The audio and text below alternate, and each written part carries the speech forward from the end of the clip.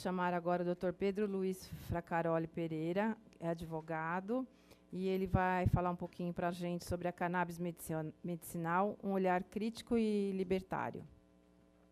Obrigada.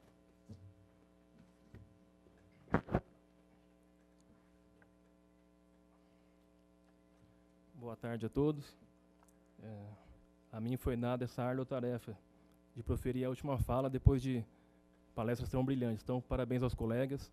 Realmente um debate muito enriquecedor e que a gente precisa cada vez mais disso. Principalmente eu que venho do interior, lá ainda a situação é muito mais oculta, vamos dizer assim. Então, parabenizo desde logo a Eliane e o pessoal da organização do evento por essa iniciativa. E também agradeço a doutora Eliane pelo convite, doutora Vivian, vereadora Soninha, a doutora Eliane, aliás, que fez muita falta no nosso evento lá em Marília, porque o pessoal nos cobrou muito da abordagem pelo viés da psiquiatria. Para quem não sabe, lá em Marília aconteceu no último sábado, no dia 23, o primeiro seminário sobre cannabis medicinal do Centro-Oeste Paulista. Levamos vários pesquisadores da medicina e do direito, dentre eles Leandro Ramires, Paulo Fleury, a Carol Marrone, que é uma farmacologista fantástica. Levamos também o ex-desembargador Hamilton Bueno de Carvalho, que é um dos nomes mais humanos do Brasil em se tratando de direito. Dr. Benedito Cerezo Pereira Filho, que eu tenho o privilégio de dizer que é meu tio, também é professor da UNB, ex-professor da USP. Enfim, foi um seminário muito bacana e que estimulou muitos e assustou alguns. Mas, enfim. É claro também que, embora não estejam presentes, eu tenho que agradecer e deixar uma homenagem registrada em nome das mães de Marília, as mães Cláudia e Nayara. Elas que confiaram a nós, eu, o doutor Estevam Marino, que é meu sócio, essa causa tão nobre. E quando eu tive contato com essas mães, eu me lembrei de imediato do Sermão na Montanha do Jesus Cristo, que ele diz que onde estiver seu tesouro, estará seu coração. E eu não tenho dúvida que o tesouro e o coração dessas mães estão na luta pela saúde de seus filhos. Então eu tenho a obrigação de deixar registrado aqui a luta delas pela saúde dos filhos. Bom, vamos lá. Como eu disse, a Cláudia é mãe do Matheus. O Matheus tem síndrome de West e a epilepsia refratária, de difícil controle. A Letícia sofre da síndrome 1P36 e também sofre da epilepsia de difícil controle. O Matheus chegou a ter 80 crises num dia, ou seja, mais de 3 por hora. Imagina o sufoco dele e desses pais. A Letícia chegou a ter 30 até 40, mas além das crises, ela tinha um sintoma de autofagia. Ela mordia intensamente os dedinhos, uma coisa assim apavorosa. E em 2014, as mães descobriram, por meio de uma reportagem no Fantástico, acho que do Fischer, o tratamento via canabidiol, o sintético. Mas aí vem o obstáculo, como conseguir esse óleo. E por sorte, como essas mães são muito guerreiras, elas que são fundadoras da Associação Anjos Guerreiros, que é uma associação que tem por objetivo o apoio geral a pessoas com deficiência. E agora também, embora seja com essa camisa que parece o vendedor de açaí, né, o pessoal brinca, mas é da Associação Malele, que foi lançada no evento, que é uma associação que Associação Canábica em Defesa da Vida. Porque, como a decisão delas repercutiu muito, tem muita gente procurando apoio, a gente está fundando essa associação. Enfim, então descobriram o canabidiol e foram atrás. A Nayara tem uma situação financeira mais confortável, conseguiu comprar as seringas da Hemp Oil. A Cláudia, com a sua capacidade de guerreira de sempre, foi até o Ministério Público Federal e aí começou o grande passo das mães marilhenses na luta pelo cannabis medicinal. O Ministério Público Federal abraçou a causa com todo empenho e propôs uma ação civil pública contra o Estado. Só que, vamos dizer assim, o Estado, por falta de estrutura, não conseguiu cumprir com a obrigação que o Ministério Público lhe impôs. Por quê? Porque é muito caro, tem muita demanda, então falta, além de ser caro, falta mercadoria. E, no final das contas, foi se revelando uma tragédia, porque o Ministério Público apertou de todas as formas, mas não conseguiu fornecer o medicamento para essas mães. Inclusive, optaram por uma situação trágica, no meu ver, muito trágica, que foi o pedido de prisão do secretário da Saúde. E olha, a saída foi mais bárbara ainda. O coitado, porque é um problema que transcende a competência ou incompetência de um funcionário público, é um problema estrutural, a saída que ele encontrou foi pegar de uma mãe de Ribeirão Preto e trazer para a mãe de Marília. Ou seja, em prazo de pouco tempo, teríamos 2 mães sem o medicamento. E também uma coisa que é importante dizer, independentemente ou não do êxito da ação, ela já é uma ação que seria fadada ao insucesso. E por quê? Porque prevalece nos tribunais até hoje que medicamentos não proscritos pela Anvisa não são de obrigação de custeio do Estado. Então, no final das contas, por mais que apertasse, não teria por onde obrigar o Estado. E aí, então, fomos procurados como advogados para dar uma solução, ou então tentar um caminho para melhorar a vida dessas mães. E a solução que nós encontramos foi o habeas corpus. O habeas corpus para o autocultivo. Estudamos bastante e, de posse dessa documentação, que já tinha ação civil pública, que era a autorização da Anvisa, aliás, se alguém for impetrar o habeas corpus, eu diria que um documento fundamental é essa autorização da Anvisa, porque gera um impacto no judiciário que, aliás, passa uma segurança, porque realmente não é fácil para o juiz decidir numa ação polêmica, embora deveria ser. Juntamos toda essa documentação, e aqui eu falo um pouquinho do habeas corpus. O habeas corpus é um processo que você não tem a possibilidade de dilação probatória. Ou seja, você não tem a possibilidade de ingressar com a ação e, durante o curso do processo, produzir as provas e constituir o seu direito. Você tem que ter as provas pré-constituídas. E, por isso, então, foi importantíssima a autorização da Anvisa, relatórios médicos. Aliás, em Marília foi, uma dificuldade imensa de encontrar quem prescrevesse o canabidiol, porque os médicos têm medo, os médicos, mais do que medo, tem preconceito mesmo. As mães sofreram muito, tiveram que ir a Ribeirão Preto, o doutor Sakamoto, que sempre acompanhou o Matheus, ele também pulou fora, até que depois ele mudou de ideia. E uma médica de Marília, a Cristiane Basso, foi quem conseguiu fornecer essa medicação para nós ingressar com a ação. Então, ingressamos com a ação em fevereiro, já de posse dessa documentação, e, por sorte, tivemos êxito. Não sei se porque a história dessas crianças já era um fato notório da cidade, todo o judiciário, todo o Ministério Público sabia da luta deles, então sabia que não estaria de sacanagem. Conseguimos êxito. E aí então veio um salvo-conduto, autorizando a gente importar 120 sementes por ano e cultivar e produzir o óleo para fins exclusivamente medicinal, né? Certo. Já que eu sou do direito, vamos dizer assim, fundamento jurídico para isso é o direito à vida e à dignidade humana. Embora você tenha uma lei que, como bem disse um deputado, tem a exceção, o cannabis pode ser produzido para fins medicinais, fins acadêmicos, de pesquisa, e também fins religiosos, não só o cannabis, como qualquer substância proibida. Um exemplo é o daime, que é proibido, mas no Santo Daime, durante a liturgia, não se comete crime. Então,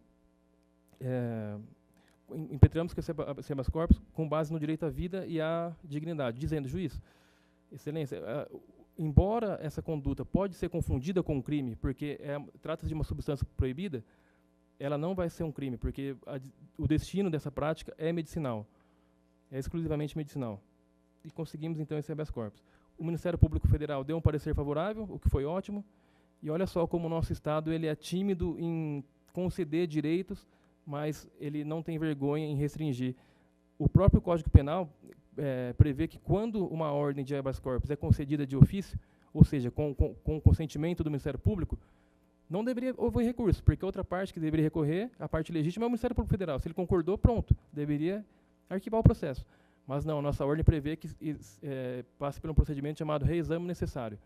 Então, os autos subiram para São Paulo, e há 15 dias atrás, no TRF aqui, a sentença foi confirmada por unanimidade e com um novo parecer favorável do Ministério Público Federal. Bom, o que é, então, o salvo-conduto? É uma espécie de imunidade para que você pratique uma conduta que é típica, pode ser confundida com um crime, mas você se antecipa e diz às autoridades, olha, nós precisamos disso para a saúde. Então, o juiz emite o salvo-conduto e... Ô, Denis, você não vai embora não, né? Ah, bom, tem a pergunta para você depois. Aliás, um pedido de socorro. Aliás, eu vou pedir para todos os palestrantes, pede lá para o pessoal entrar para a gente encerrar o fórum com as perguntas, né? Porque precisamos depois da sua fala. Desculpa. Certo. O que eu estava falando mesmo? Pois é. A dificuldade não deveria ter, a partir do momento, né, que o Ministério Público não sim, concordasse, não teria por que ter uma segunda, né? Acho que é isso. Então, mas foi mantida a decisão em nível de tribunal. Só que é importante dizer, olha como é simples fazer o que é certo. Essa situação, esse processo, é basicamente um projeto de medida de autocultivo. Se você mudasse a esfera do poder, colocasse para o poder legislativo, poderia ser um projeto piloto de lei. Por quê? Porque essa decisão não é uma decisão de liberação irrestrita ao cultivo de cannabis. Nós temos que, inclusive, que prestar contas, oferecer nota fiscal, oferecer relatórios médicos, enfim, uma série de documentação. E o que eu acho por bem, bom, esperar o Denis voltar, porque a pergunta, eu faço no final a pergunta. Porque, na verdade, é o seguinte, embora com todo esse trâmite, com toda essa dificuldade para conseguir o salvo-conduto, nós tivemos sementes retidas. As mães importaram uma vez, importaram 2 vezes, ok. Mas nos últimos, acho que faz uns 3 meses, mais ou menos, chegaram as sementes no aeroporto de Pinhais e, reteram a semente. Foi primeiro para a Delegacia Federal. Eu fiz a petição, o delegado reconheceu a legalidade da importação e remeteu à aduaneira. A aduaneira reconheceu a legalidade da importação, remeteu ao Ministério da Agricultura. E aí ferrou, porque precisa de um certificado fitossanitário dessas sementes. Né? Precisa de um atestado que dê conta que essas sementes são livres de pragas. E a gente não sabe como conseguir isso, porque as sementes vêm da Espanha, ela não nos fornece esse certificado. Não sei se seria o caso de um tratamento dessa semente ou não. Aconteceu com vários, né? Eles pedem isso.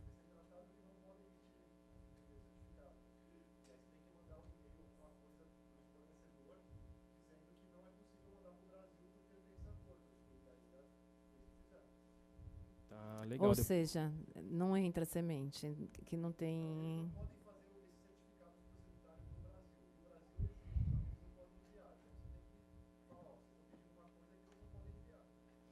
ou seja, nós podemos importar, mas quando chega aqui, nós não temos o atestado de que pode entrar, nem que ele vai para a quarentena, e nem que, né?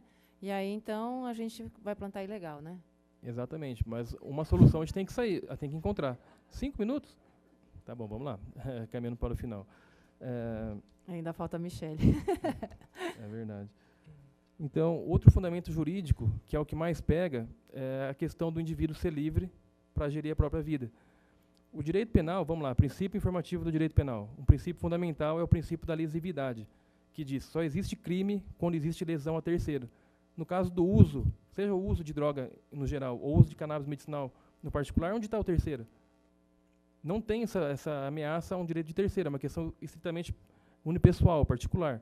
Portanto, não deve incidir o direito penal a essa questão. Alguém disse aqui, não lembro quem, que antigamente assim, século XVIII, XIX, a cannabis já tinha uma função medicinal.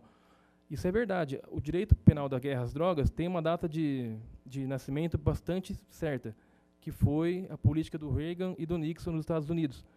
Aí eu indico para vocês a 13ª Emenda, que é um seriado da Netflix fantástico, que trata da questão da guerra às drogas, e ver como eles criam estigmas, como eles criminalizam condutas para invadir outros países, principalmente da América Latina, com o seu ideal imperialista. A 13ª Emenda. A 13ª Emenda dos Estados Unidos foi uma emenda constitucional que, olha que gentil, quando foi abolida a escravidão, colocaram uma ressalva. Todo negro é livre, exceto quem praticar crime. Soltaram os negros, sem estrutura nenhuma. O que os negros foram fazer? Ficar de boa, preso por vadiagem, volta a ser escravo. Olha só que gentileza, que princípio de justiça. E aí veio também a questão das drogas, como eles associam as drogas aos negros, enfim. É um documentário histórico maravilhoso, recomendo fortemente. Outra coisa, em se tratando de drogas, está em curso o que pode ser a solução para nós, e, inclusive abrindo mão da necessidade do habeas corpus, que é um recurso extraordinário 635.659 no STF. É um recurso que ele foi distribuído em 2011, olha que rápido, né?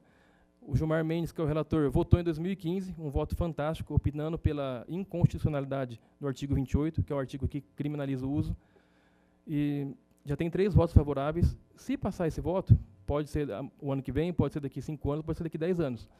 Se passar essa situação, o uso de droga deixa de ser crime. E, juntamente com ele, o autocultivo. Aliás, seria um contrassenso o Estado não liberar o autocultivo, porque seria fazer o sujeito fomentar a indústria do tráfico. Enfim. Quanto tempo eu tenho? Qual que é essa lei? É um recurso extraordinário 635-659. Depois, se quiser, eu posso passar o voto do Gilmar Mendes. É um voto de 56 páginas, mas fantástico. Tá? Só para concluir, vamos dizer assim, eu pergunto a vocês, o que é crime? Do mesmo modo que os colegas perguntou, qual que é o nome certo da cannabis? Mas eu pergunto, o que torna algo crime? O crime já nasce dado? A gente nasce, o crime está aí, a substância está proibida? Para responder essa pergunta, eu trago a vocês 3 paradigmas, trago bem brevemente, para respeitar o tempo, 3 paradigmas da criminologia que visam dar conta disso. Primeiro paradigma, e da modernidade para cá, tá, gente? Vamos esquecer a antiguidade. Primeiro paradigma é do Estado contratualista, em que coloca-se a pena e o crime como um direito do Estado soberano. Então, parte da ideia de que entre nós temos um contrato fictício, de que o Estado, a partir das leis, vai pacificar a sociedade, e aquele que violar a lei dá ao Estado o direito de puni-lo. Isso já não está mais em uso pela criminologia. Vem, então, o paradigma da pena-dever, que, infelizmente, nós estamos nesse, que é até pior que o primeiro, que é fundado na moral kantiana e que diz que se pune por uma razão moral, por um imperativo moral. O ser humano, após o iluminismo, ele é um ser racional, logo ele tem condições de mensurar as suas condutas. E se ele viola, moralmente, ele sabe que moralmente vai ser punido. Isso é ridículo. O paradigma que nos interessa, que a gente luta para que seja o que anime os juristas, é o paradigma da pena e do crime como um ato de poder, no sentido de que todo crime é um ato de poder, é uma opção legislativa. E, nesse sentido, eu trago até um exemplo que o Hamilton trouxe lá em Marília. Imagine o sujeito no Uruguai, que a maconha é permitida, e lá tem o Chuí, com Y é Uruguai, o Chuí com I é Brasil. O sujeito acende um baseado no Chuí com Y, está dentro da lei. Passa para o Brasil, está cometendo crime. Qual que é a lógica disso, sabe? Então, é um ato de poder. E por isso que nós temos que lutar, fazendo seminário, fazendo movimento, porque, no fundo, são opções legislativas. E somente o esclarecimento para vencer essa questão. E uma mensagem final, já terminando, tempo esgotado. Eu acho que a nossa luta, a verdadeira luta, é pelo autocultivo. Porque a cannabis, você consegue hoje. Quem tem dinheiro importa. Ou então você consegue pela Abrace, como foi citado aqui. Enfim, tem várias formas de conseguir. O que tem de revolucionário, de emancipatório, na minha opinião, é a questão do autocultivo, porque você passa a valorizar uma garantia fundamental sua de agir como você pode, como você quer, e se responsabiliza pelos seus atos, e também porque você foge da indústria farmacêutica. Então, o que tem de revolucionário é o autocultivo. Gente, desculpa pela ultrapassar o tempo e muito obrigado. Muito obrigado. A gente vai querer mais vezes conversar com o Pedro, depois, se puder dar para a gente, né, esse material. Tá. As pessoas estão perguntando o que a gente vai fazer com o material, a gente vai poder disponibilizar no futuro dentro da plataforma do site, né? Porque o assunto é muito interessante e o tema que está sendo gravado também, então vai ser disponível, a Soninha, no site.